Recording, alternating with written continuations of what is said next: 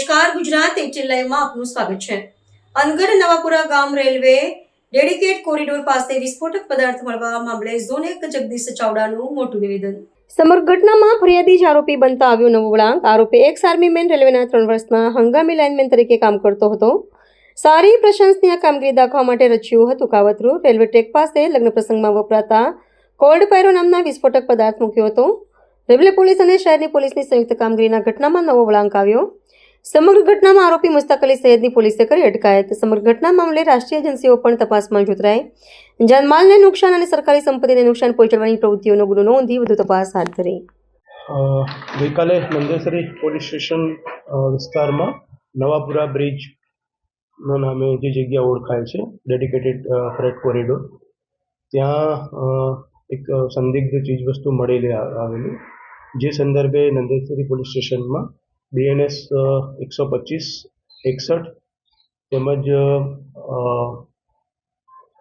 Indian railway act 1899ની અલગ અલગ કલમો અંતર્ગત એક ઓફેન્સ રજીસ્ટર કરવામાં આવેલો. એ ઓફેન્સ અંતર્ગત અને ગુનાની ગંભીરતાને ધ્યાનમાં રાખી માનનીય police commissioner sir, additional CP madam, એમના સીધા માર્ગદર્શન અને સૂચના હેઠળ નંદેસરી પોલીસ સ્ટેશનનો staff, ACP A division, crime બ્રાન્ચની વિવિધ ટીમો, SOG, જુદી જુદી ટીમો બનાવી અને આ દિશાને ગુનાની ગંભીરતાને ધ્યાને રાખી અને કામગીરી કરી રહી હતી. ગઈકાલે અલગ અલગ પાસાઓ ઉપર ઇન્વેસ્ટિગેશન દરમિયાન આ જે ગુનો બન્યો છે, જે બનાવ, એ સંદર્ભે ખૂબ જ તલસ્પર્શી અને ઊંડાણપૂર્વક તપાસ કરતા આ નો ફરિયાદી જે છે, જેનું નામ છે મુસ્તાક અહમદ મોહમ્મદ યુસુફ શેખ, ઉંમર વર્ષ 47, એ પોતે જ આરોપી તરીકે એમાં પ્રસ્થાપિત થયેલ છે. અને ઊંડાણપૂર્વકની પૂછપરછમાં મુસ્તાક અહેમદ જે છે એમને આરોપી બનાવવામાં આવેલ છે. આ દિશામાં હજુ ઊંડાણપૂર્વક તપાસ પોલીસ કરી રહી છે. મુસ્તાક અહેમદ કોણ? મુસ્તાક અહેમદ જે છે એ રેલવેના હાલમાં તો આર્મીમાંથી રિટાયર્ડ થયેલ કર્મચારી છે અને રેલવે પોલીસ દ્વારા એને 3 વર્ષના કોન્ટ્રાક્ટ માટે એમને ફરજ પર લેવામાં આવેલા 2024થી 2026. આરોપી જે છે એ જ ફરિયાદી હતા, એટલે અલગ અલગ દિશામાં પોલીસ તપાસ કરી રહી હતી. એ દરમિયાન અમુક સાંયોગિક પુરાવા અને એની શંકાસ્પદ હિલચાલ જે છે એને ધ્યાને રાખી ક્રાઇમ બ્રાન્ચ અને લોકલ પોલીસ જે છે એના દ્વારા કડક પૂછપરછ કરવામાં આવતા અને એની કબૂલાત કરી છે.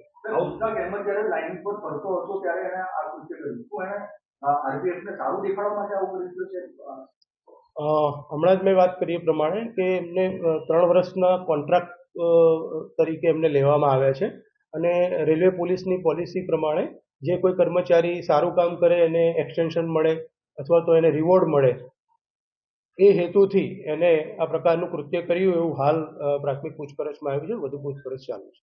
રાજ્ય સરકારની કોઈ બીજી એજન્સી આમાં ઇન્વોલ્વ થઈ છે?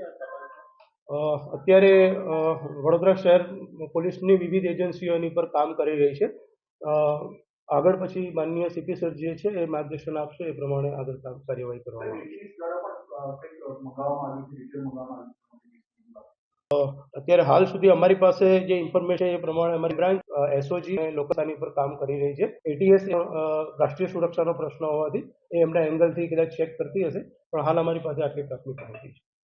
જે પદાર્થ મળે એમાં FSLમાં કંઈ બહાર આવ્યું? પ્રાથમિક ઇન્વેસ્ટિગેશન જે FSL કરીને આપ્યું છે એમાં જે જેને કહી શકાય પ્રાથમિક સ્ક્રીનિંગમાં માઇનોર એક્સપ્લોઝિવની હાજરી મળી છે. બીજું ડિટેલ ઇન્વેસ્ટિગેશન માટે director of forensic science Gandhinagar જે છે એ નમૂના મોકલવામાં આવ્યા છે. તપાસ બાદ એમાં જે કંઈ આવશે એ પ્રમાણે આગળની પદાર્થો ક્યાંથી લાવ્યો હતો, કેવી રીતે લાવ્યો હતો, એ ગઈકાલે જે રેલવે ટ્રેક છે એની નજીકના બાજુના જ દિવાલની બાજુમાં એક જે ગામ છે એના મેરેજ ફંક્શન હતું ને લગ્નમાં એ જે કોલ્ડ પાયરો નામનું જે એને યુઝ કર્યું છે એ એને એના કામે ત્યાંથી લીધું અને ત્યાં જ પછી પ્લાન્ટ કરેલું જણાવ્યો છે. અને વિસ્ફોટક કહી શકાય કે નથી? એ FSL જ એની પર કોમેન્ટ્સ કરી શકશે, કારણ કે અત્યારે જસ્ટ ઇન્વેસ્ટિગેશન ચાલુ છે. FSLની જે કોઈ કોમેન્ટ આવશે અથવા તો એના જે નિષ્કર્ષ આવશે એ પ્રમાણે આગળની કાર્યવાહી કરવામાં આવશે. હાલ આરોપી વિરુદ્ધ કયા પ્રકારનો આ ગુનો નોંધાયો? ફરિયાદમાં આપને જણાવ્યું એ પ્રમાણે IPC 125 અને 61 અને ભારતીય રેલવે અધિનિયમની કલમ 153 અને 151 અંતર્ગત ગુનો નોંધાયો છે. બીજા વિશેષ અને જે કંઈ પુરાવાઓ મળશે એ પ્રમાણે સાહેબી પુરાવાના આધારે એ કલમ એડ કરવામાં આવશે.